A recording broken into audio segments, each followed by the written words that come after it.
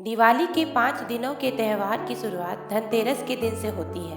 शास्त्रों में वर्णित कथाओं के अनुसार कार्तिक माह की कृष्ण पक्ष की त्रयोदशी तिथि के दिन समुद्र मंथन के समय औषधियों के देवता भगवान धन्वंतरी अमृत कलश लेकर प्रकट हुए थे। धन्वंतरी भगवान का जन्म त्रयोदशी तिथि के दिन होने के कारण इस तिथि को धन त्रयोदशी या धनतेरस के नाम से जाना जाता है और इस तिथि को हम तब से धनतेरस के नाम से मनाते हैं। भगवान धन्वंतरी को भगवान विष्णु अर्थात नारायण का ही अवतार माना जाता है।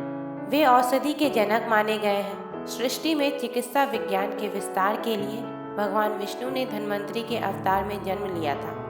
इसके 2 दिन बाद माता लक्ष्मी प्रकट हुई थी, इसलिए धनतेरस के 2 दिन बाद लक्ष्मी पूजन का त्यौहार दीपावली मनाया जाता है।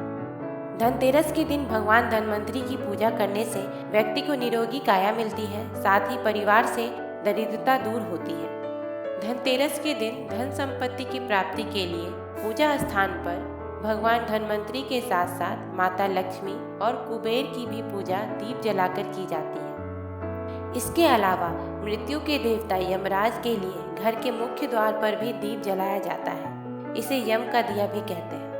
भगवान धन्वंतरी चूंकि कलश लेकर प्रकट हुए थे, इसलिए इस अवसर पर बर्तन खरीदने की परंपरा है। कहीं कहीं लोक मान्यता यह भी है कि इस दिन धन वस्तु खरीदने से उसमें 13 गुना वृद्धि होती है। धनतेरस के दिन अपने सामर्थ्य के अनुसार सोना, चांदी, पीतल या झाड़ू खरीदना शुभ माना गया है। झाड़ू खरीदने की वजह यह है कि झाड़ू को लक्ष्मी का स्वरूप कहा जाता है, क्योंकि यह घर की गंदगी को साफ करती है।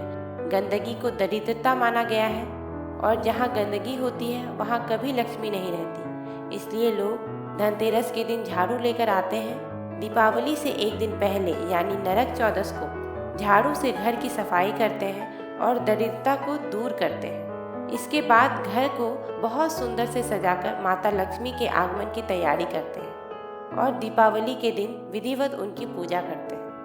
धनतेरस की शाम घर के बाहर मुख्य द्वार पर और आंगन में दीप जलाने की प्रथा भी है, जिसे जम का दिया भी कहते हैं। इस प्रथा के पीछे एक लोक कथा है। कथा के अनुसार किसी समय में एक राजा थे जिनका नाम हेम था। दैव कृपा से उन्हें पुत्र की प्राप्ति हुई। ज्योतिषियों ने जब बालक की कुंडली बनाई तो पता चला कि बालक का विवाह जिस दिन होगा उसके ठीक 4 दिन बाद वह मृत्यु को प्राप्त होगा। राजा इस बात को जानकर बहुत दुखी हुआ और राजकुमार को एक ऐसी जगह पर भेज दिया जहाँ किसी स्त्री की परछाई भी ना पड़े। दैव योग से एक दिन एक राजकुमारी उधर से गुजरी और दोनों एक दूसरे को देखकर मोहित हो गए और उन्होंने गंधर्व विवाह कर लिया।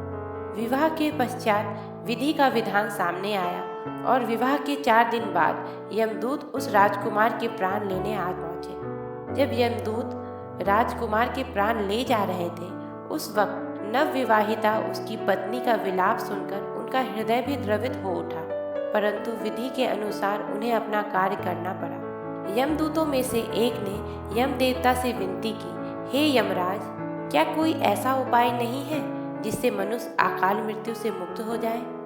दूत के इस प्रकार अनुरोध करने से यम देवता बोले, हे दूत, अकाल मृत्यु तो कर्म की गति है। इससे मुक्ति का एक आसान तरीका मैं तुम्हें बताता हूँ, ध्यान से सुनो। कार्तिक कृष्ण पक्ष की त्रयोदशी रात जो प्राणी मेरे नाम से पूजन करके दीपमाला दक्षिण दिशा की ओर भेंट करता है, उसे अकाल मृत्यु का भय नहीं रहता है। यही कारण है कि लोग इस दिन घर के बाहर और आंगन में दक्षिण दिशा की ओर दीप जलाते हैं और इसे जम का दिया कहते हैं। भारत सरकार ने धनतेरस को राष्ट्रीय आयुर्वेद दिवस के रूप में मनाने का निर्णय लिया। दोस्तों, आशा है आपको धनतेरस की कथा अच्छी लगी होगी और आपने इस वीडियो से कुछ सीखा होगा। और ऐसी ही कहानियाँ सुनने के लिए वीडियो को लाइक कीजिए और चैनल को सब्सक्राइब करें। मिलते हैं एक और रोचक कहानी के साथ, तब तक के लिए धन्यवाद।